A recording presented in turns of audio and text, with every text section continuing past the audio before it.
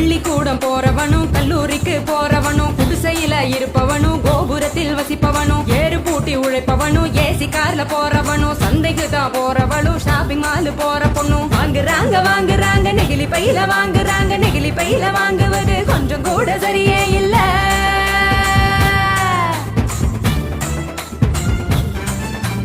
5 நிமிஷம் யூஸ் பண்ணி அங்கே இங்க போடுறாங்க குப்பையில சேருதுங்க குவியலாக குவியுதுங்க மண்ணோடு கலக்குதுங்க மண் வளத்தை கெடுக்குதுங்க.